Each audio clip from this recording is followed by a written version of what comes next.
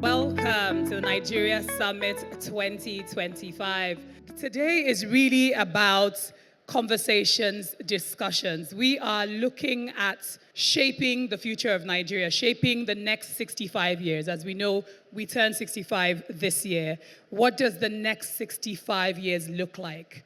And of course, this is brought to you by CT Productions and The Guardian Nigeria. And so to start today's conversation, we're going to be talking about the business of energy, infrastructure, and industrialization. And I'd like to invite our moderator, Daniel Nielsen, who is the international editor for Guardian Nigeria, to come on the stage. I wanted to start actually with Ahmad. What are the key challenges that Nigeria faces in terms of its kind of energy and infrastructure? We have settlements, human settlements, that have now outgrown the capacity of infrastructure.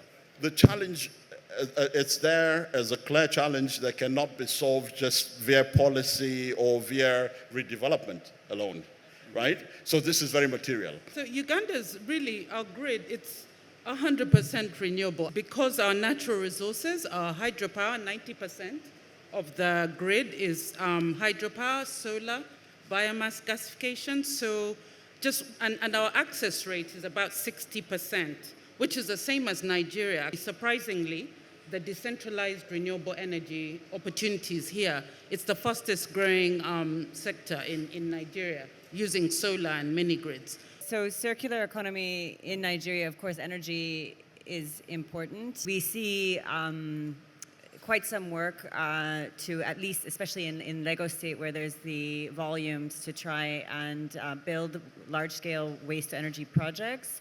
These are not without significant controversy and are also very, very complex to set up and expensive. So there's a challenge for Nigeria in terms of presenting itself effectively to the wider market and the range of investors that are open to it, who are looking to get involved in these sort of projects. But there's also a question about how effective you can be once you've gained that investment. I would like to invite one of our sponsors and partners, Still Earth Holdings. I'm going to invite Mr. Ken Chendo, who is the GMD Group Business Development of Tyrex Petroleum and Energy. It's a distinct honor and privilege to address these esteemed gathering on behalf of my executive chairperson, Ms. Oyindamola Lami Adeyemi. The theme of our message, Still Earth and the Business of Energy, Infrastructure, and Industrialization, reflects not just the focus of this summit, but also the core of my executive chairperson's mission: to build an enterprise that empowers sustainable growth, strengthens local capacity, and drives Nigeria's industrial transformation. Distinguished ladies and gentlemen, on behalf of our executive chairperson, I reaffirm that the business of energy, infrastructure, and industrialization is not the work of tomorrow, it's the mission of today. Our next conversation is about the business of finance, technology, and the digital economy. In innovation, you're at the forefront of innovation in this kind of digital transformation space. Like, where do you see Nigeria heading? Where is it in the next 65 years? I would say Nigeria, in my view, took a little longer than expected. Okay. Of course, if you see what's going on in Rwanda, what's going on in Ghana, and some other African countries. But I do think Nigeria has finally seen the need to provide some sort of support, whether from the private sector or from the public sector, to have a very thriving startup economy, very thriving digital economy. At MasterCard, I would say the first thing we've really recognized and realized is that sustainable scale and scalability is best driven through ecosystem partnerships. Yeah. Partnerships with banks, we've got several partnerships with fintechs, Yeah. with the government, and with other regional sort of players. The ecosystem is critical. Macroeconomic stability is very important to persuade investment to come into both Nigeria and Africa, as is political stability. And if I'm honest, I think Nigeria has been a little bit slow in being at the forefront, which you should be, from other competitors. But there's still work that needs to be done to ensure that Nigeria is there. I'd like to introduce Anita Ibru, who is the Chief Strategy Officer of The Guardian Nigeria. I will also like to introduce Camelia Oros Saruchis, who's the Managing Director of CT Productions, as they give us the welcome address. It's a call to build, to collaborate, and to dream boldly for Nigeria and for Africa. Nothing meaningful ever happened without great ambition. And tonight, that ambition is shared by everyone in this room, I'm sure. CT Productions is proud to stand beside The Guardian Nigeria in this shared vision, one that unites creativity, business, and culture under one roof.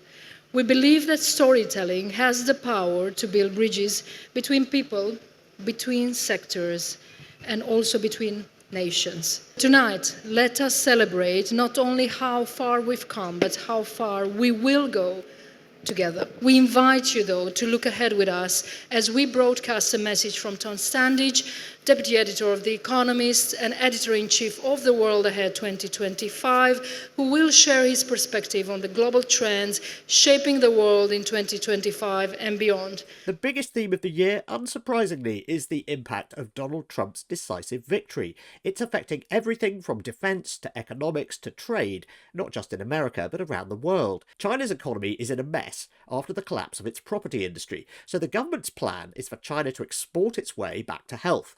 2025 is shaping up to be a crunch year for AI.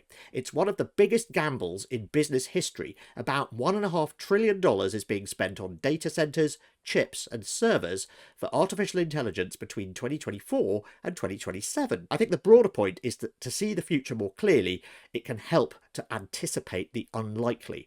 So I wish you the best of luck in navigating the coming year, whatever surprises it may bring. I'd like to honor and invite Dr. Blaise Ijebo, who is the Director, Risk Management Department, Central Bank of Nigeria, who will deliver a keynote reflecting on Nigeria at 65. I'm sure that many of you knew when inflation rate was 34% or 36% or even more. Today, inflation is 18%. We now produce 1.68 million barrels of oil, of crude oil, per day. Our non-oil exports have also significantly increased. Today, we talk about 96% of our GDP is from the non-oil sector. Moody's increased our rating to B3. Fitch has increased our rating to B. These all point to one thing. They believe more and they think that the reforms we are making is achieving its purpose. I would like to invite Mr. Obi Asika, who will be sharing some reflections with us as well. He is the DG of National Council for Arts and Culture. For more than 6 decades, Nigeria has shaped how the world experiences Africa, not through armies or oil, but through ideas, innovation, rhythm, and human brilliance.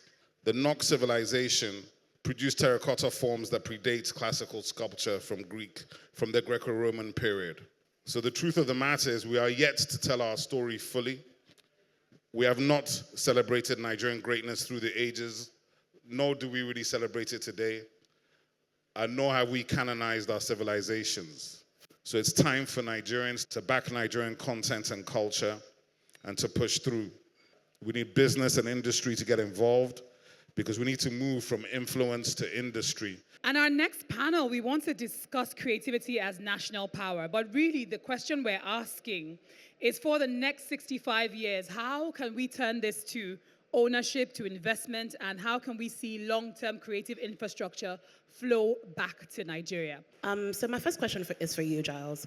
You've seen the trajectory of African art on the global stage. From your vantage point at Bonhams, how do you think Nigeria can better translate its creative acclaim into long-term economic ownership? When I first brought Nigerian art to the international market, it was not well known.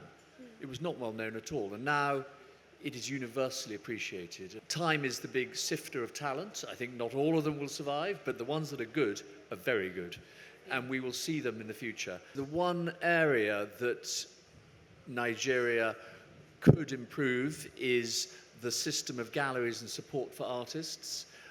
It is very well developed across the rest of the world. Here, yes, it is developed, but it could be stronger. And I think we need to empower spaces that allow people to feel more comfortable, to have dialogue, to feel more empowered, and to feel that they can actually have a voice and a conversation with each other. And I think that that's where we need to sort of put our attention. Any space is a cultural space, as long as people are talking culture in that space.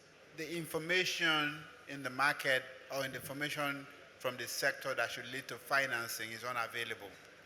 The most trusted information is the marketplace. So most of the sectors we finance, it's very easy to determine price, to determine who the buyers are. There is significant liquidity, means there are multiple buyers. There's some level of predictability.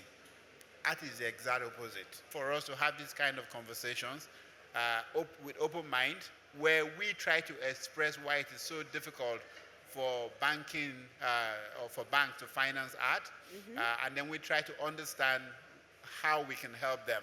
I'd like to invite Daniel Nielsen, who is the international editor for The Guardian Nigeria, who will be having a quick fireside chat with Mr.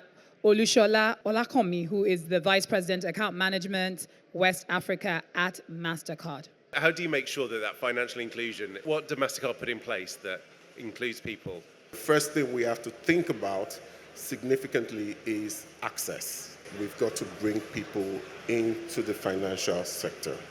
I'd like to invite, for just a quick special address on leadership for the next 65 years, Dame Tessie Anthony de Nassau.